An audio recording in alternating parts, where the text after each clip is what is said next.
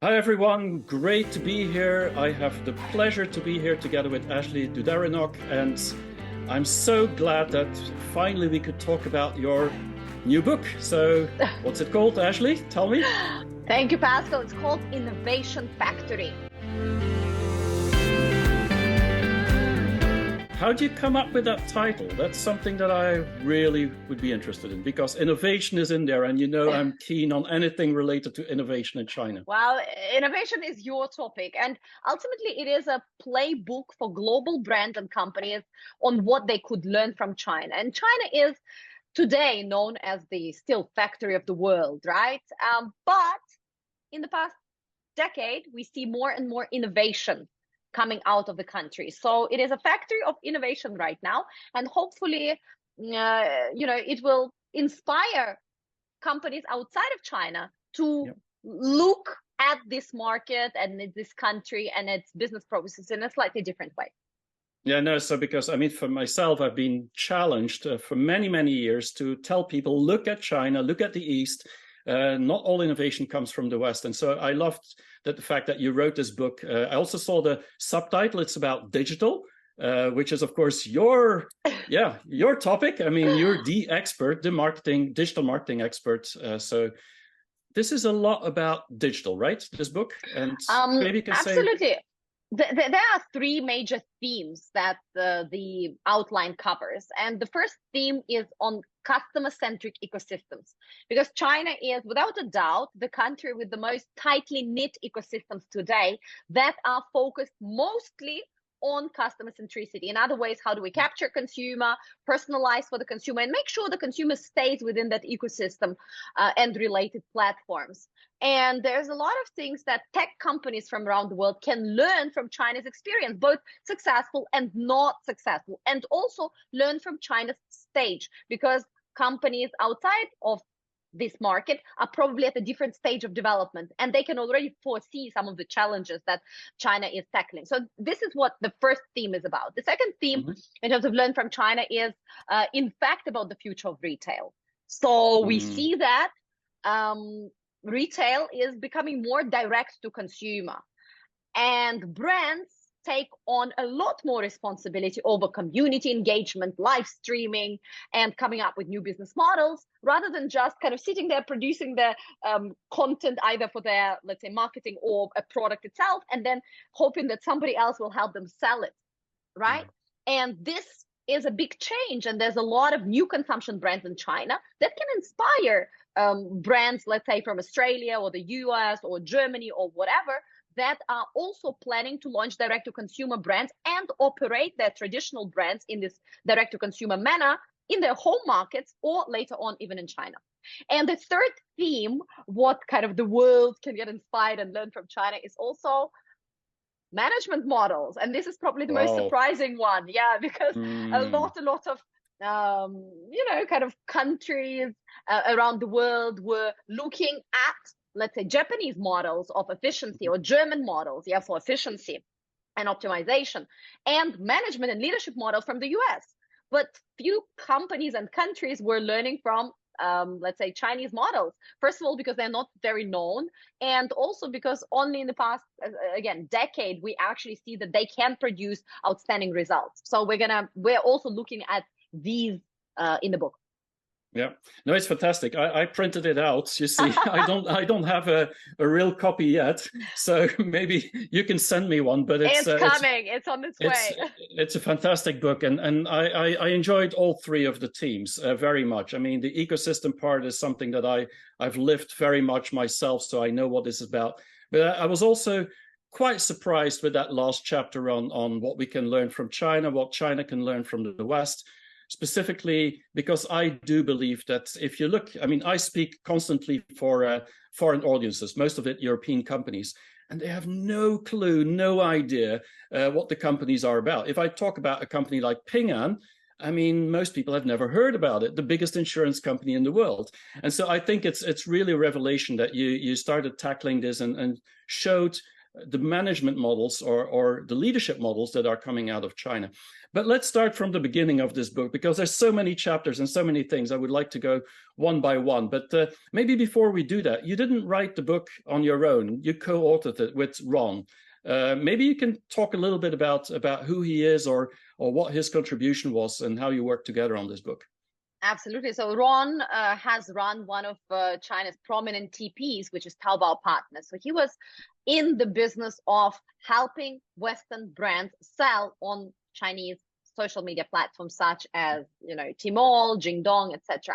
And currently, Ron is also working on helping American brands, where majority of the global brands come from the US, to launch D2C models. So he has seen how the sales part of things, distribution part of things, retail part of things really transformed in China. And right now he's bringing that mindset to the American brands to teach them launch local products for the local market first, in the same manner, which I think is a fantastic learn from China use case, right? Yeah, definitely. And that's how we came together. I wanted to write the Learn from China book. And his experience was just, absolutely complimentary. And the collaboration with him, he's a very structured person, was fantastic.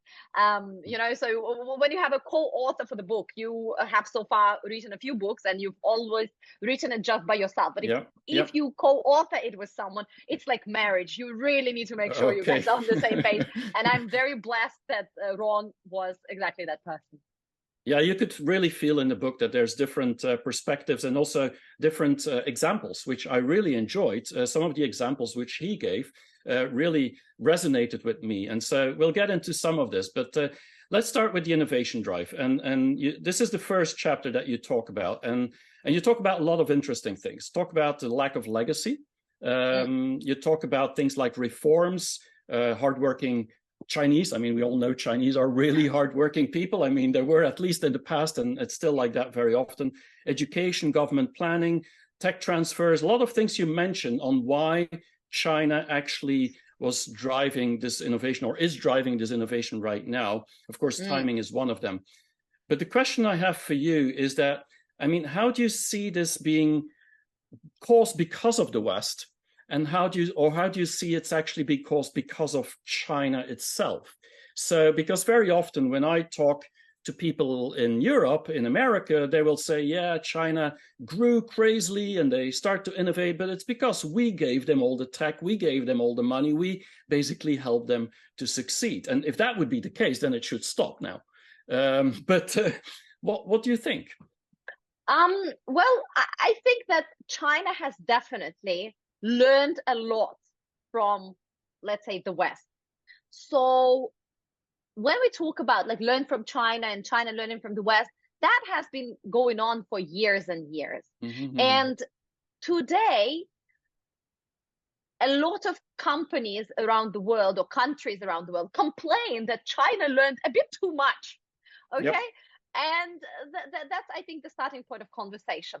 30, 40 years ago, what helped China move from, a very basic place to being at the forefront of innovation is that we had overseas Chinese, and we also had the countries that offered their expertise. Since 1980s, China has learned from countries such as Japan and Germany when it comes to manufacturing, for example. To a lesser extent, they also learned from the US. But when it comes to cooperation, right, they learned not only manufacturing, but they learned how to cooperate. They sent people from the government to go abroad and to study how to manage. They learned how to bring people back, because there were a lot of overseas Chinese. And that's another force that very few people talk about, the overseas Chinese that provided their know-how, provided their capital, provided their insights. And that's how the rise started happening. Today, we have a different China. As a friend of mine, Francis Kramer, said recently, it was very interesting. He said, China is an old culture, but it is a new country. And this is true. So interesting. Is China innovating or learning the same way as in the 80s? Absolutely not. It is old culture, but it's a new country. So today, the innovation that comes out of China is not blank sheet innovation. It's not that there was nothing and suddenly there is, 0 to 1. Well, there seldom is anywhere in the world. I mean, there are still a few, but more, less and less, specifically with artificial intelligence. This cult, this focus on blank sheet innovation is happening primarily in the West. Because in China, when it comes to innovation, what China innovates today is the business models. It's looking at all these different elements and saying, okay, how can I put it together and start making money with it? How can I innovate a business model? And that's what the rest of the world can learn from China.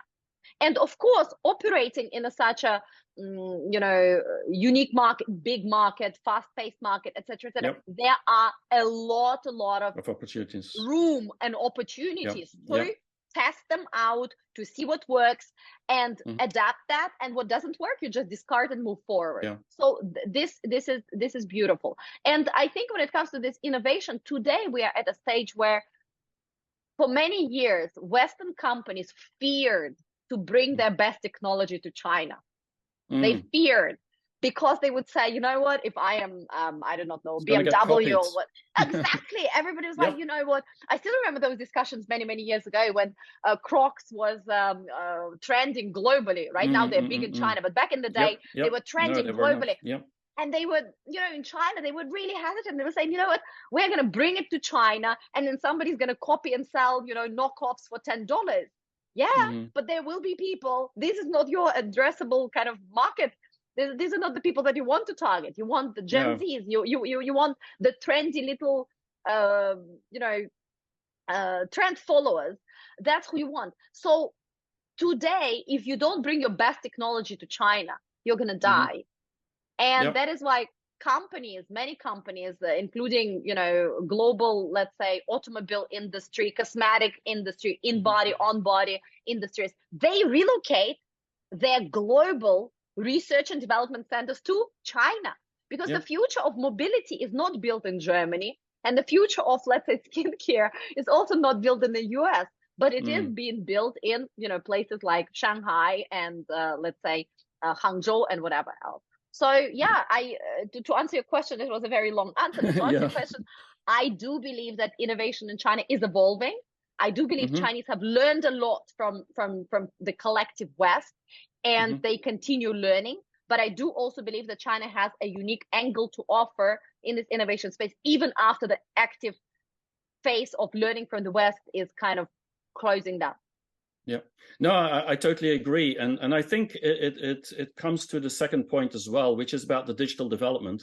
I think very often what we thought is when Chinese will copy the product, they'll just do the exact same and promote it the same way and put it in the market in the same way.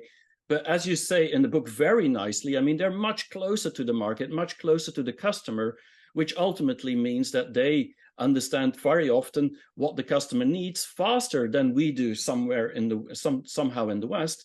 And trends are created. And if trends are created, then of course you need to be close to that market. So I think not letting your products come into the Chinese market, you might miss out on the trends. And I think that's really something that you caught into that book. And a colleague of mine at Nextworks, Peter Hinson, he says there's 4 types of innovations. There's product innovation, which everybody talks about. There's business model innovation, there's market innovation, and there's service innovation. And I think specifically, and this is what you write very well in the book, which I really enjoyed, is how this market and service innovation in China really works.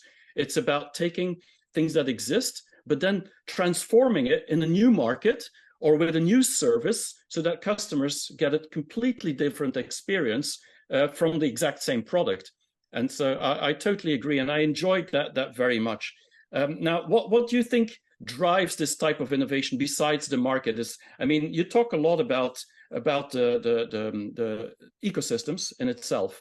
How do you see these ecosystems being actually transformative? What is so specifically, because everybody talks about ecosystems these days and it's a buzzword everywhere, and it's like, yeah, okay, it's about alliances working together, right? But there's much more to it, and you explain this very well into your book and into the 3rd chapter. So maybe you can explain a little bit more on what you mean by ecosystems, or What is so special about China and ecosystems? So today, globally, there is a formula. You start with a product or service, then you transition into a platform, and then you transition into an ecosystem. So in business, there's only two states. One state is your business is growing, and the second state is your business is dying. Just like in nature, you cannot freeze in the middle and be a flower just like that, right? Your business is either growing or it is dying. So if your business is growing, that you are progressing from product/service to platform to ecosystem. If your business is not growing, then you are regressing from ecosystem to platform to product, then to that. So that is why this formula today is very kind of top of mind of a lot of Chinese companies, big and small. And they are faster than many of their counterparts around the world try to push to become first a platform and then an ecosystem. So a platform, in other words, is when you have a multi-versatile kind of platform business model that connects with each other, right? So for example, I've got a consulting business, and apart from that, we have a training business, and apart from that, we publish books, and apart from that, we do podcasts, the tours and podcasts, etc. There are so many different ways to add value to that to the client, to that exactly same client and customer. And as a platform, it basically is either a product service platform, or you are a platform that provides money or data. So from your product, you innovate yourself into a platform, either providing products and services in a multitude of ways, or you provide data and money access. And then the next step is you become an ecosystem, which helps you to integrate even more services. But the core of your business is still this platform, right, that you're building. So in China, we have two types of ecosystems primarily. It's either industry based ecosystem, right? When we say, okay, you've mentioned Ping An, the world's largest insurance company, but it's not just insurance company. They are an ecosystem for money. Whenever you touch cash, whenever you touch like as of digital cash, this is what Ping An is all about. They are about life insurance and health, and they are about money and banking and investment and whatever else. They actually capture children quite early on, and then they encourage them to learn about financial literacy, investments, etc. They help them learn about health. They track them throughout their young life and adult life, etc., etc. So they become a very comprehensive service. Today, Ping An also has elderly homes that they built together with Chinese cities, where you can, as a client of Ping An Group, not only as their let's say insurance client, but as their banking client, you can get discounted rates to go and live in those elderly homes, and they look absolutely gorgeous, and obviously they have all the facilities and support that you might need, and they're very, very digitally powered. So this is an example of an industry-based ecosystem. And the other type of ecosystem is primarily basically platform ecosystem, when you focus on being retail, right, driven. So somebody like Alibaba, somebody like Tencent plus Jingdong. So you build the whole ecosystem around capturing the purchasing behavior of your consumer. You want them to buy everything from a car to a toothpick on your platforms. Because it's touch points, isn't it? It's lots of touch points that you have. And so you constantly have a way to get in contact directly or indirectly, online, offline, with these same customers through different points. And that gives you not just data, if I understand from your book, but it also gives you the information that you need to say, this is what the service is that we should provide. This is the product that we should provide. And so it provides like a full circle of touch points. And it's like the user journey that you're following. So Ping An is a really great example. I use this a lot as well, simply because they're in agriculture, they're in healthcare, they're everywhere. And why would an insurance build an app for healthcare, for example, just to contact a doctor? I mean, there's a lot of things they do. out of their focus. And I think what I liked about your book very much is that you see that they're cross-industry, that many of these companies, in this chapter specifically, you talk about Alibaba, Tencent, and they're cross-industry. They're not just doing one thing. We're not just doing e-commerce.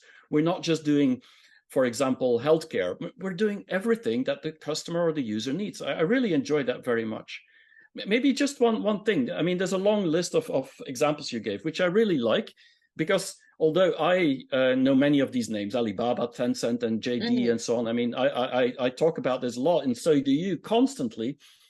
People have an idea about who's Alibaba. They have an idea about who's Tencent. But then there's companies like Meituan or Kuaishou. I'm sure most of the people outside of China have never heard of them. And they're super apps, they're ecosystems. I mean, so who are these companies? Can you talk a little bit about these two, for example? I mean, just to educate a little bit people outside of China. Absolutely. So Meituan, for example, they were a group buying company. Back when we had the war of group buying, basically, and Groupon, right? Groupon kind of war in China. There were so many different companies that offered that group buying. And Meituan essentially won the battle in some ways, and they saw an opportunity in daily services instead. So it's not just delivery, but they can, queue up for you. They can run an errand for you. They can, they can be kind of a on-demand personal assistant. On Meituan, you can get yourself a boyfriend rental services if you want to, impress your in-law, not in-laws, but to impress your parents, let's say, for major holidays and stuff. So this is an ecosystem that was able to capture people's daily tasks. Necessities. Right now, they deliver food, they deliver medicine, they go to government, organizations for you. You want to get married on a special date, they will queue up for you, etc., etc. And of course, they also have OMO services where they, provide you transportation and whatever else. The biggest, I think, the biggest excitement of Meituan Group was that they were invested by both Baba and Tencent, and they shifted their alliances very interestingly, and some say smartly, some not. And then they became a separate, very, very powerful ecosystem. So rather than being just a part of one of them, when it comes I remember Meituan. I mean, long time ago, when it was like Dianping as well, there was like all these deliveries. I mean, every app that they had, you could find every restaurant in China and get ratings. And so it was just mind-boggling, the information. And people would actually look on the app before they went to the restaurant to see how long the line was and so on. But one of the things I've learned from this Meituan and Dianping before was really the hard work that they've put to contact every single restaurant. And I think this is very different from platforms in the West. In America, like Facebook started, but they didn't go and knock on doors to say, can you please log on to Facebook? They just existed because they were maybe the first one to come up with a new concept. But in China, it was really, really hard work. And that's also when you say these services, like even deliveries or things that you need. I mean, all these butler services, I mean, there's people involved. It's not just a platform where it's all online. And I think that's maybe a misunderstanding in the West, that we often think that these big platforms, it's only online. And I think that's where you talk a lot about online merge offline. And this is definitely a good example. So I really like Meituan. That is also why it is so much more authentic, right? They used to go to restaurants to recruit those restaurants. Yes. If they get a complaint about the restaurant, they actually go and check out, is this a kitchen? Because you need to upload your pictures of your kitchen, etc., and your setup. So you get complaints. They chat with you. So there is a lot of manpower. There's a lot of focus on customers. And just like with any other product, be it a brand or a platform, in China, it is co-created with the consumer. Co-created. You are working together as a team to say, you know what, this service could be better. Like, for example, also Meituan and a couple of other companies got in trouble when they, for instance, were penalizing some of their riders if the delivery happened, with a slightly bit of delay.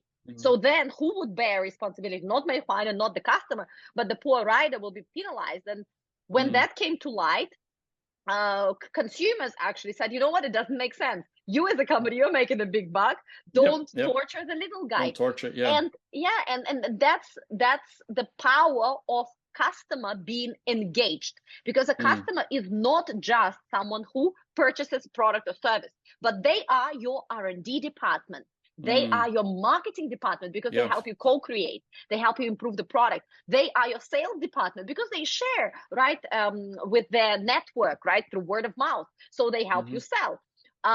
They are your business partners as well, etc., etc. This is how it works. Yeah, and I think, I mean, Xiaomi is another one that you mentioned, and this is, I mean, everybody knows Xiaomi, the cell phone manufacturer. I mean, when it's about co-creation, they're a very good example as well, and their fan community. And so it's true that when we think about China, very often we don't think about creation, but because, I mean, we believe that they just copy and then they start doing things. But when it comes to co-creation, specifically with the collective mindset and the fact that the market and the customer is so dear to them, because if they don't address the needs of the customers, I mean, we know, and both of us, we know very well, the customer can make or break a brand very quickly in China. And so there's some brands, Western brands, that has really suffered from customers that are unhappy with certain services or certain statements that they made. We don't see that as much in the West, which means that it feels somehow in Europe that we have more time. But I think the customer is getting more empowered globally. But in China, you see it very often because of the scale, much more, and specifically online. So I think these examples are really good examples of why Chinese actually trust that these customers need to be well taken care of. Otherwise, they won't be taken care of. And can you say one more thing about Kuaishou? Because that's one of these brands that I think very few people know. Absolutely. So Kuaishou started as a GIF creator. Okay, it was an app that helped people make GIFs, and then so it was basically a silly platform, right, where you go and it's kind of fun and all that. And then they turned into being a social media of the year, especially for lower tier brands. How did they do it? They allowed what we call down to earth content to go out of the way. At first, it was very, very local, like third, fourth tier cities or smaller cities in China. Apart from GIFs, they started creating, short videos, and they were of their daily life. I don't know, so somebody will show you how he ties his shoes, or how somebody is doing chicken farming, or how you would wash your, I don't know, underpants. So something that you wouldn't even consider a content creation. So it was very different from other platforms where it was all, pretty studio light, and it really had to be beautiful in order to get the views. It was down to earth for Kuaishou. Educational, very much. Very yes, it was very hands-on, very educational, but also not pretty, down to earth. And then what happened is there was the rise of the KOL families, or we call them clans. So right now Kuaishou has like 7, somebody says 5, somebody says 8, basically let's say 7 clans of KOLs, and they are the big names on Kuaishou platform. They started very early on, a couple of years back, and they generated hundreds of millions of followers, and they started building their own bloggers. For example, I am the head of the clan, and just like in mafia, in Italian mafia, I right now appoint Pascal to be my left hand. Really? Okay. and then your daughter can be our third, and then my cousin can be whatever. So we will help them build their profiles, and we are kind of part of a collective. So on Kuaishou, there are those different collectives that are run by clans or families of bloggers that focus on a specific, specific topic, specific region, etc., which is very unusual compared to all other platforms. And slowly and gradually over the years, Kuaishou became not just a platform for lower tier cities where they learned how to boil potatoes, but people from Shanghai and Beijing discovered that this is fun. It's interesting to watch, and it expanded, cross city tiers, and it also became a lot more about sales. So these guys can sell products that are less sexy, like toothpaste. And they can sell local produce, like, again, oranges or potatoes or something like that. And this is the power of Kuaishou. They are down to earth. They are very big market. They are basic goods. And of course, majority are lower tier city consumers still, but they also reach some of the others. And yeah, today it's a social commerce platform. It's nothing to do with just GIFs or silly content. It's a platform that educates, entertains, and sells. And it operates, actually, even Kuaishou themselves, their internal team, they say that they don't own the company. The 7 families, the clans, the clans own the company, because these guys really have a lot of power. So yeah. But it's very interesting to see these interest-based communities that are being built, and there's 2 words that I really like in your description in your book. It's about authenticity, and really it's about people talking one-to-one and basically telling a story that people like. And you always find in 1.4 billion people, you always find people that kind of like the story that you tell. But then it's also about trust. And I wanted to talk a little bit about trust, because that's where, in the future of retail, your next chapter, you talk about this widespread trust. And this was probably the paragraph I liked the most in your book, because, I mean, you know, I've written a book about trust, but that's not the point. What's the point here is that you said very clearly that the trust is at the basis somehow of these trust in online platforms as well in China. And if there's one thing that's in the West, people don't trust, it's online platforms. I mean, that's what everybody's talking about the whole time. The problems with the Googles and the Facebooks or the Metas and all the others that are trying to sell us stuff. And so we should be careful, specifically on our data. But here you tell a story about this trust is within the platform. So explain this, because I think this is critical to understand how everything is different in China when it comes to these e-commerce and other things on the online environment. Right. So in China, I think why people trust platforms is because they have, majority of people, very positive experience with these platforms. Back when Alibaba went into their B2C business, that was right after SARS pandemic. And a lot of people started purchasing online, not as a choice, but because they had no choice. They had to get their, necessities, and online platforms offered that convenience. And Alibaba back then did not act as a Amazon platform saying, hey, here are 2 people that want to do business together, do it, and I'm going to get my commission. They acted as a bank when they said, okay, well, Pascal is selling and Ashley is buying whatever Pascal is selling. So I, as Alibaba platform, I will take Ashley's money, I will hold it, and only when Pascal provided the service and Ashley is happy, I'm going to release it. In other words, they took on unnatural responsibilities for the platform. Yes. They were a bank.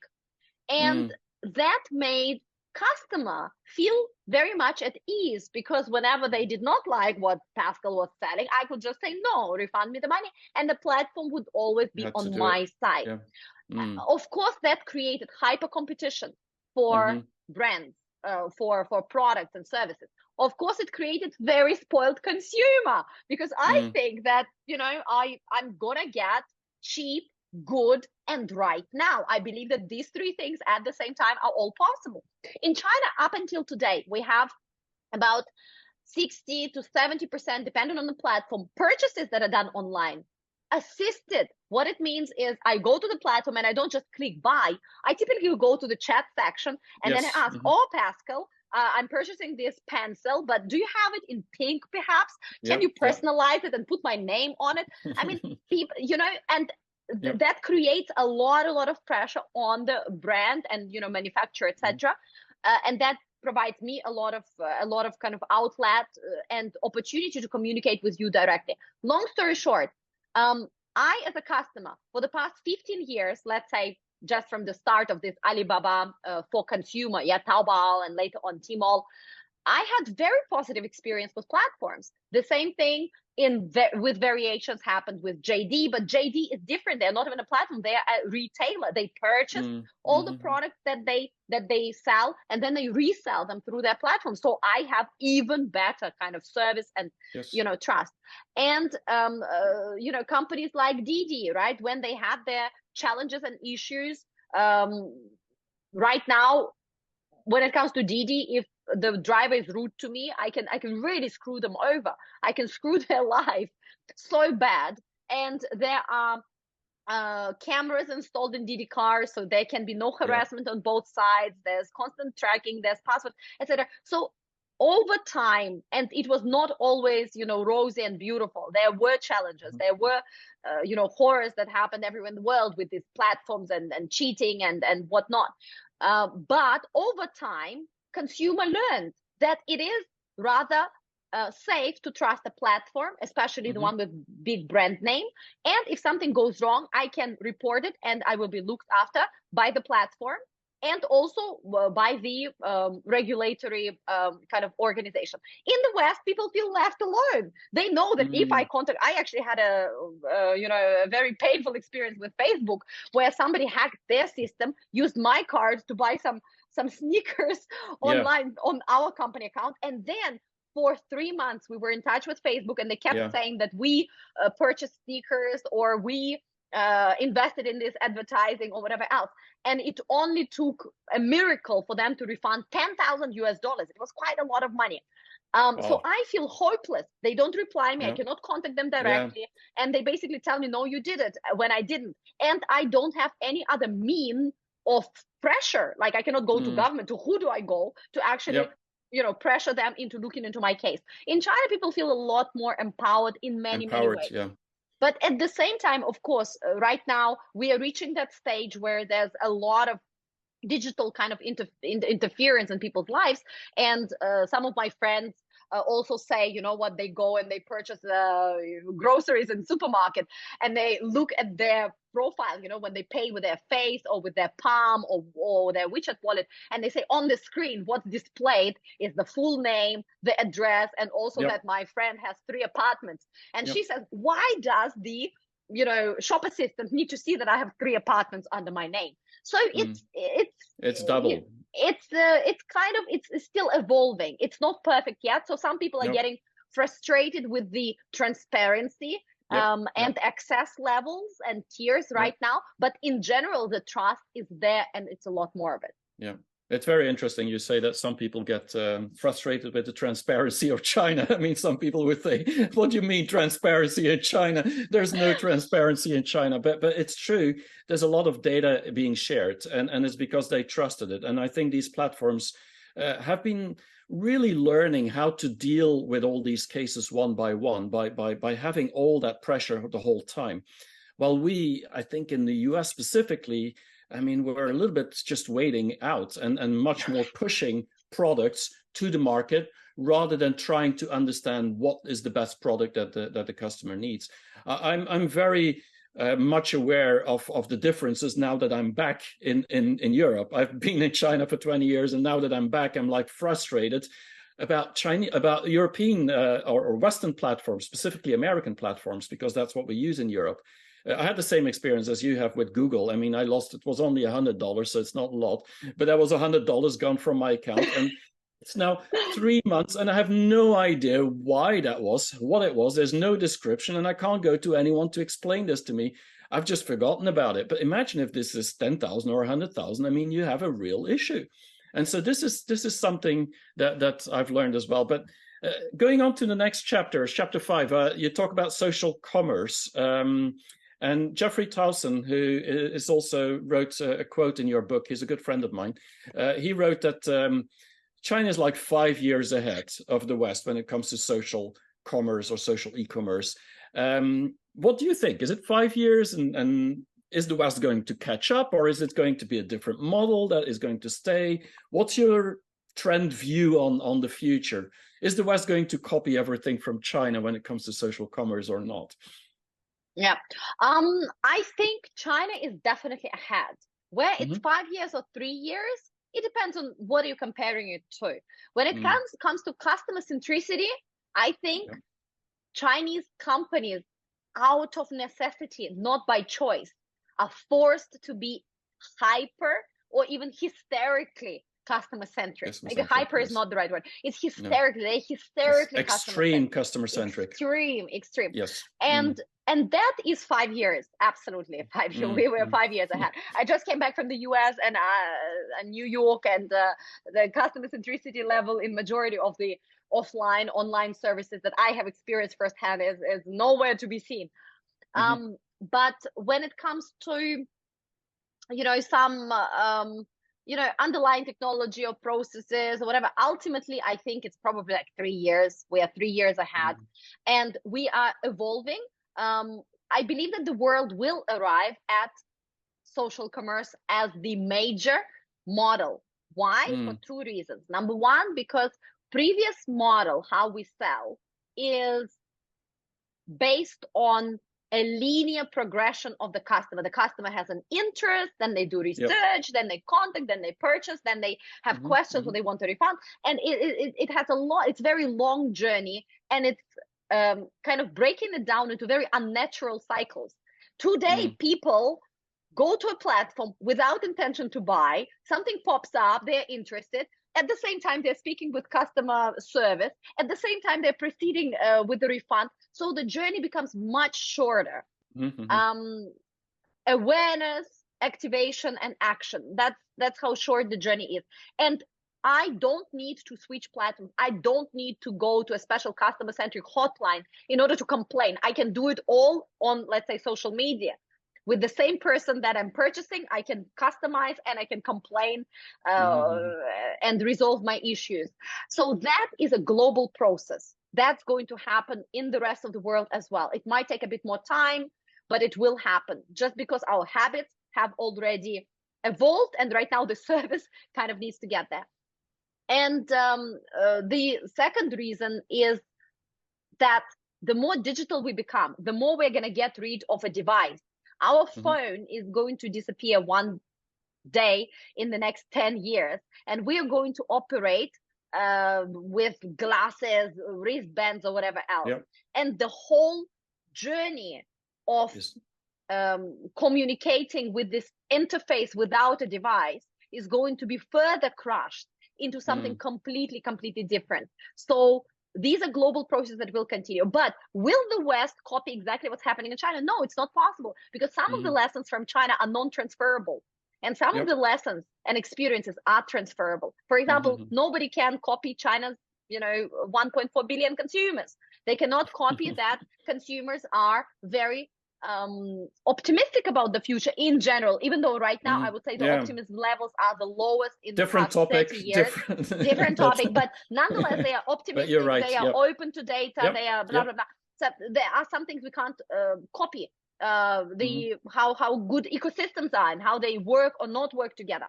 But in general, yes, we are going to arrive at a version of social commerce globally, and I think it's inevitable. Yeah, no, I totally agree. One of the things that I also liked, and to add on top of that, is the loyalty. And you talked about this in your book as well, but I think it was Alibaba as an example. I mean, I remember one time I was at Alibaba headquarters in Hangzhou, and a VP of Alibaba told me that we're looking wrong at the whole loyalty thing in the West. I mean, we're always trying to figure out the NPS score, the Net Promoter Score, and how loyal customers are to us, and are we doing a good job so their loyalty. And actually what we don't do is to figure out what our loyalty towards them is. And I think in China, because this extreme customer centricity, which you talk about, we constantly, or Chinese platforms constantly need to look at how they're doing towards the customer, not just how the customer is trusting them. And I think the trust goes both ways. And that it definitely in social commerce, I think it's all getting more and more integrated, and you don't know who the customer is anymore. You don't know what their influence is. You don't know when they're going to buy or how they're going to buy, and which is it online, offline, is it through glasses, or is it you don't know any of these things anymore. And so you need to build that kind of loyalty yourself. You need to be more engaged. So I think that's definitely, I mean, lots of good points, and I wish we had products or platforms like WeChat here in the West, combined with JD and Alibaba platform, although maybe they're coming here more and more. I mean, we see that now as well. But one of the things that you mentioned a lot about, maybe another topic, is the human touch. This is a chapter that you talk about, and you talk about, I think it was delivery, about QR codes. You talk about CRM, if I'm not mistaken. These things you don't see much here in Europe. I mean, the delivery is, I mean, it's getting better, but to be honest, compared to Chinese 24-hour delivery, I mean, there's no comparison for most of the products that I buy here. When you look at QR codes, you don't see it very often, and CRM is underused as well. So can you tell a little bit more about these things that made China so special, and if this is something that we can learn from as well outside of China? Absolutely. So human touch, it's very interesting. The more digital China becomes, the more human the companies become. It's a little bit like globally, right? The more digitally connected we are, the more we are seeking some offline personal kind of because we become more disconnected emotionally, so we're seeking that emotional closeness. So the same thing happens in a business sense. So today we have this concept of OMO, online merging offline, not just going into offline retail or purchasing purely online, because the brand cannot like, the customer cannot care less where and how. They just want to fulfill their need, and they want to touch and feel and buy where and how it's convenient for them. So we as a brand need to be prepared to serve them and service them best in all these scenarios. And currently, the level of our digital advancement and AI and the large language model and whatever else we want to use in order to attempt that are just not good enough. So we can do research, we can predict, we can give pointers on what the conversation with the customer was or how their behavior was. But in order to truly make it meaningful experience for the customer in China today, you need a human person to look at this information and actually make sense of it, and take that next step with the customer. That is why so much 60 to 70% of purchases in China online are assisted purchases. Assisted purchases. That is why so many brands in China do pop-up stores where they come and meet their customers offline and allow them to touch and feel the product, and allow them to ask questions, and add their sales associate on their WeChat to be friends, etc., etc. In China, it is very important to be human as a brand because we are so digital. So everybody is looking for that connection and looking for that,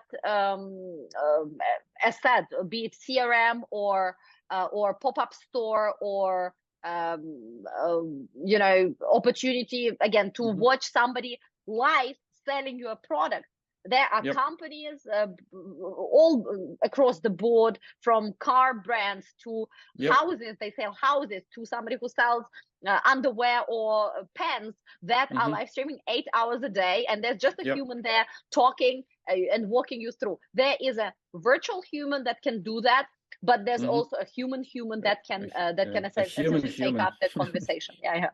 So we are humans still, but the real interesting thing I think is really this human touch, as you say, being not replaced. I mean, or in the West, what I see very often in Europe is that we have used digital to replace a lot of humans to have more efficiency. Not always, because we still want to be very human as well. I mean, it's not that we say everything digital, but if you look at banks, for example, before 10 years ago, I go to the bank, I do my business with a person. Now it's impossible. You have to make an appointment to get and you through. go through a phone that you need to basically press 4 or 5 numbers before you get to talk to someone, and then they tell you you can make an appointment if it's important enough with a person at a certain date, which of course I can't at that date. And so it's like really difficult these days to talk to people. And I was really missing China when I came back to Europe 5 years ago to really understand that, but if I have a problem, I want to talk to one person.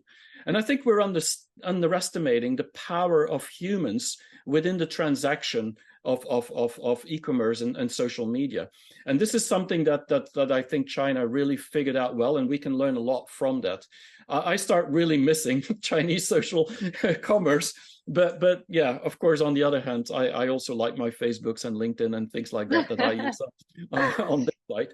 But it's really interesting to see how that is evolved, and that we don't always think of China as being so human centric, so customer centric, so about loyalty, so about trust. These are words that usually, when we think about China, we're not going to talk a lot about. And this is the basis, or the basic elements of a lot of what you talk about in your book about this digital transformation. It's not just that the Chinese went faster into leapfrogging over the phones and so on, and went direct to mobile, and because of that, they don't care about people anymore. It's just the opposite. I mean, I really enjoyed that part of the book very much. Absolutely. It's because they care so much about the people. They were able to align the offering, the digital platform, the ecosystem to serve the customer. Because if you are not able to do that, you're going to be dead tomorrow, and there's going to be 100 other companies trying to take up your space. And I think that's another point. I think the competition in China is so fierce, which we have a lot less in Europe. I mean, we kind of define our own space, and we say, I'm the number one and number three in my own little pond. But in China, they go everywhere. And so there's a lot of competition. And I do believe that creates a different environment where you don't have the space or the opportunity to actually wait and see what happens. You have to react very quickly. So it's quite an interesting dynamic. So your book is really a revelation when it's about how, I would say, the digital and the human part are next to each other, and how they enforce each other and help each other, and specifically how data and ecosystems can actually make sure that the human isn't just monitored more, I mean, because that's what we think, but is actually enhanced and empowered. And that brings me, of course, to the last part of your book, which is about leadership, which I think is personally one of my favorite topics these days. Just because people don't know anything about Chinese leadership, and then or most people don't, many people don't, and then you see how they've created these huge conglomerates. I mean, constantly are reinventing themselves, constantly are creating new departments, new products, new services. I mean, the companies you mentioned before, like NIO, doing completely new battery as a service models. You see Alibaba going into different environments that you wouldn't have thought about. I mean, you see this with Amazon a little bit, and you mentioned that in the book as well, with going into cloud, going into e-commerce. I mean, they were a bookstore before. I mean, they're everywhere now these days. But in China, this is quite normal. And the management of these companies, I mean, you refer to an article from the Harvard Business Review called DEDA. And maybe you can explain it a little bit yourself, this, because I usually send this out to every customer I give a workshop on to beforehand, because if you see how that is actually playing out as a way of management, the way of thinking that we have in the West about management is kind of very different than how the Chinese are doing it. Can you explain a little bit? Absolutely. So DEDA is digitally enhanced directed autonomy. That's what it's all about. And ultimately, it is a system where we say that a company will operate autonomously. So there's different divisions, different departments, different leaders that are going to be operated autonomously. And as long as we give them framework on where are we going, and they become, in many, many ways, kind of individual silos of speed and creativity. And we provide them resources and brand and support that's needed to realize the, process or wherever they're going. Back in the day, probably about 15, 20 years ago, globally and especially like, yeah, it was in the US and I think Europe as well. Everybody was talking about this speed and flexibility. There was many models, right? Yep. And I was just recently speaking with a friend of mine, Gabor Holtz, and he was talking about 20 years ago when he came to China. He was teaching. He actually brought one of these models. He was supposed to teach Chinese companies how to be flexible and fast. Flexible. Yes. And then he realized when he was in the market, he realized, wait a second, we don't need to teach these people, because in the West, we need to tell them how to break into those silos, how to create those work groups, how to focus on the result, how to support each other, and sometimes compete and sometimes whatnot. But in China, it worked this way because of, again, these unique circumstances in the market, the unique relationship with the customer, unique support and tech integration, etc., etc. So he said the product was completely useless because they operated this way. And when you look at DEDA, it is, in fact, a manifestation of exactly that. Every successful company in China is running one shape or the other, digitally enhanced, directed autonomy.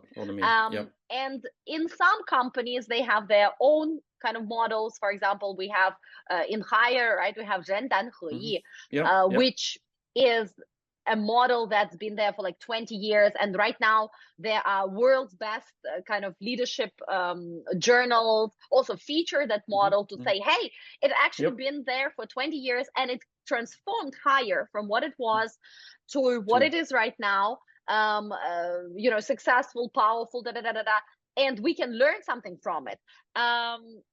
In their model, they basically came to their employees, and they had tens of thousands of employees, and they said, if you are a leader, you will have to become a business owner. You will have to become an entrepreneur. You will have to have your team between 4 to 10 people, and you will have to be a part of our task force.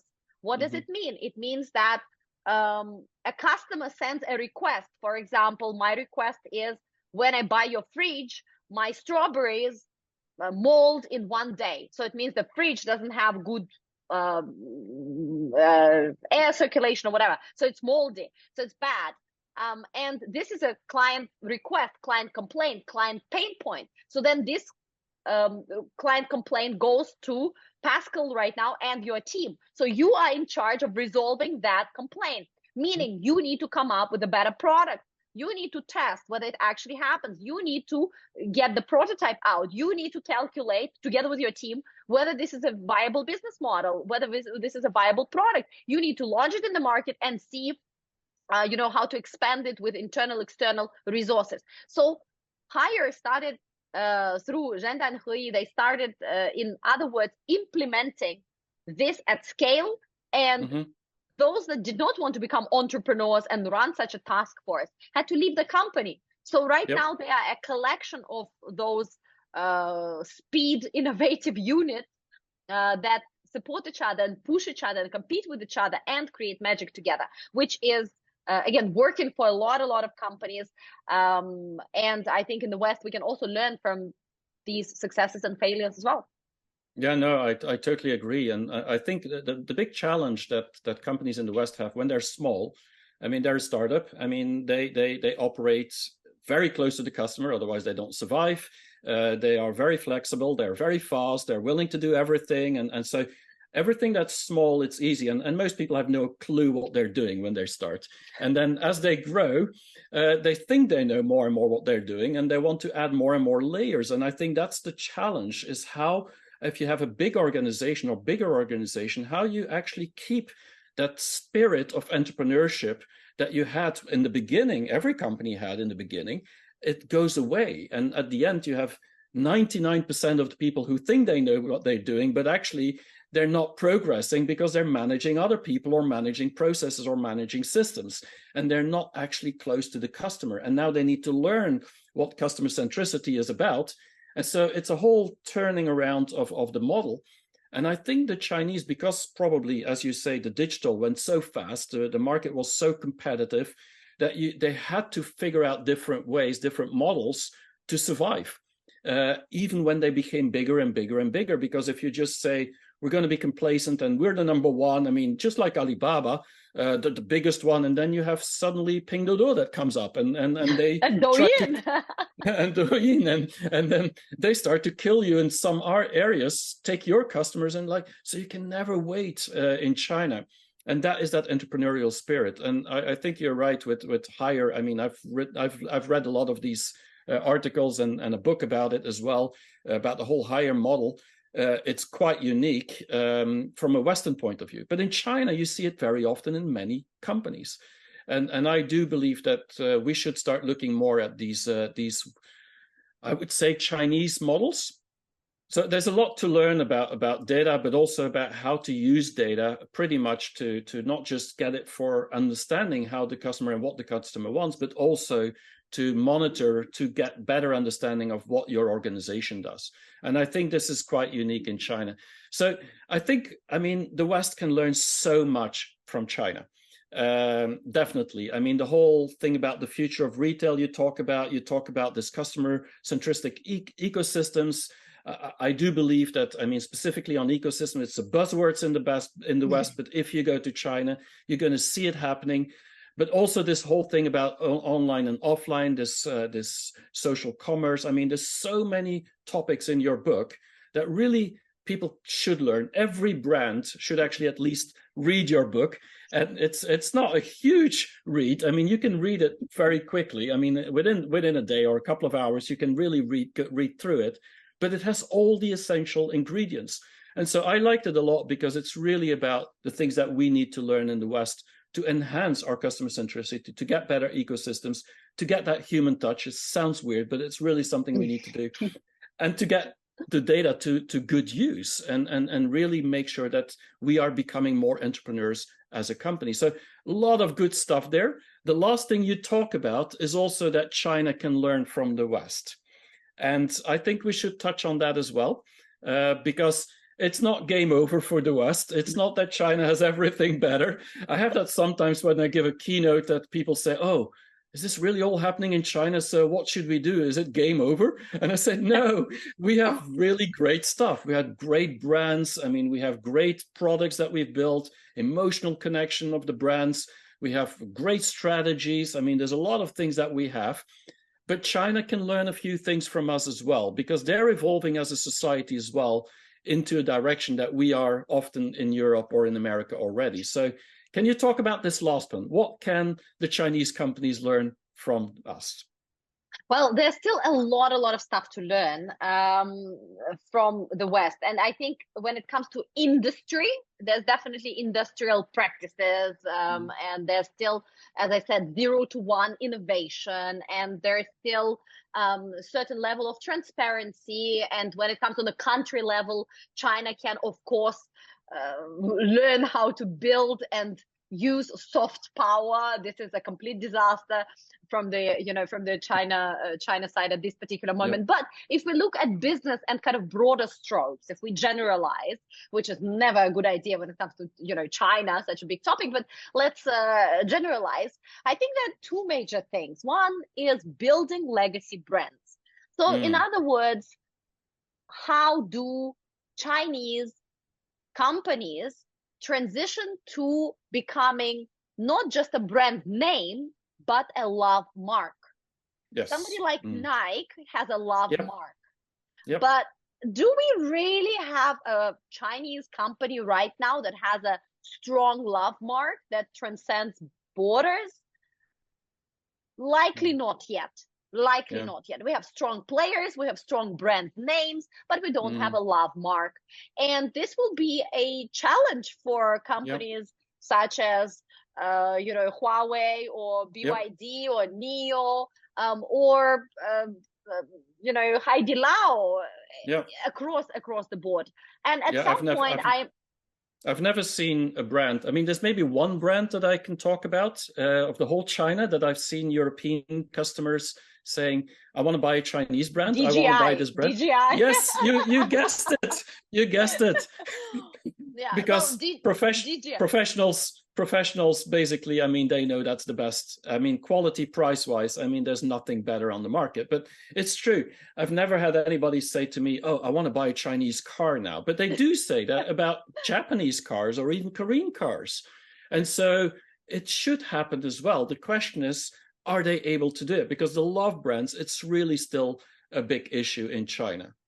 I think in general, China has deep appreciation for brand and craftsmanship, and they like the promise that the brand gives, which is a good starting point. But we have not yet worked out the mechanics on how to get it done. And most importantly, a brand, legacy brand, let's say, and the love mark, it comes with time. So you cannot appear for 2 years and have a love mark. You need to be in the market for years and years and years so that it transcends just kind of money, product exchange, and becomes really a part of my identity. Ooh, like Mandarin Oriental. Recently, it's been voted the best luxury hotel group in the world. So Mandarin Oriental has been there for 60 years. And you remember this advertising, I'm a fan. I'm a fan of Mandarin Oriental. I am a fan. I mean, that advertising, that simple brainwashing advertising was the most successful hospitality ad ever, because once you stay in Mandarin Oriental, you feel that this is part of your identity. You are a fan. So things like that take time and take effort and take, of course, a lot of focus. So that's what China still needs to learn across the board from a variety of industries. And another thing, of course, that is very pressing right now is the sustainability practices, the green agenda. Of course, there is a big focus of carbon neutral. There is a lot of focus from the top leadership going down to tech companies, going down to provincial governments and city governments, that's going down to smaller brands, that's going down to consumer. But that value chain is not yet optimized, because a lot of waste is still happening and lack of awareness is still happening on the consumer level. Smaller companies don't really care that much, but already Western businesses and local big companies and tech companies, they are very much on point. So we can learn from the West how on all these different levels we can act already today to support the environment, to support this agenda, to become more green, to become better. And China is a great market to do that, because people have seen how in the past 30 years, the whole country has completely transformed. When I came to China to study, when I was a teenager, I came to the city called Chongqing in central China. Chongqing was known for 3 things: beautiful women, night view. It had this beautiful, night hilly view. And number 3 was acid rains. Chongqing was known for acid rains. When I looked out of the window in my apartment, I could see aircon looking like somebody gunshot it a few minutes before, because there were these droplets that over time would form holes and corrode the whole aircon. So that was my experience. But today, Chongqing is one of the, well, I can't say greenest and cleanest cities in China, but one of the huge transformation cases when they moved out hazardous manufacturing and done a lot of cool things. So Chinese consumers and people and companies, etc., they are ready. They've seen the transformation over the past 15, 20 years. They believe it. They believe it. They just need also a bit more kind of example and clarity and processes how to implement it even better in the market. So these are the 2 things that kind of pop up at me immediately. But of course, there's many other things that China can get inspired and learn from the collective West.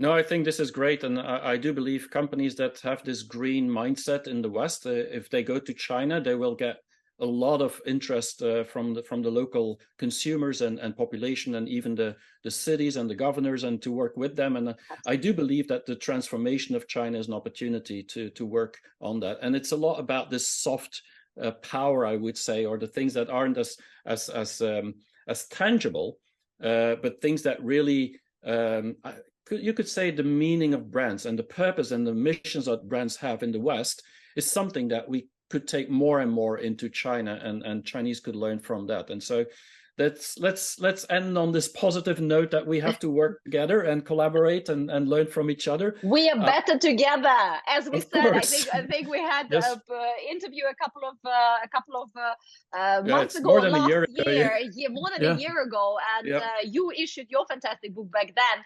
And I think we finished that chat on saying, you know what, we are better together. And today, I think it's the same slogan that must be repeated again. We are better together. Instead of growing apart, let's grow together and reach heights. And I also believe, and your book explains this as well, that we're getting closer to each other, meaning that our expectations, whether it's about sustainability or the human touch or whatever it is, the digital transformation, we're coming closer and closer to the same expectations. So this is the right moment to start working together. So it was fantastic to have you, Ashley, on this talk. And where can we buy the book? Maybe you can say something about that. Absolutely. It's available. It's available on Amazon. You can get it right there. If you guys want to get a free copy or preview, hit me up on LinkedIn. My DMs are open. I might as well just or offer a free copy or pre-read if you are really interested. So hit me up there. Yeah, that's great. And I can advise anyone, I mean, go to LinkedIn and get connected with Ashley. I mean, what you write on LinkedIn every single day almost, but definitely every week, you're giving this weekly updates on what's happening in China. It's unique. It keeps me updated because I'm not always in China these days. I live in Europe.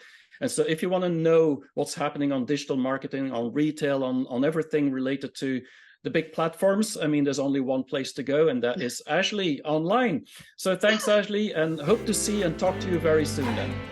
Thank you so much. It was such a pleasure. Cheers, guys.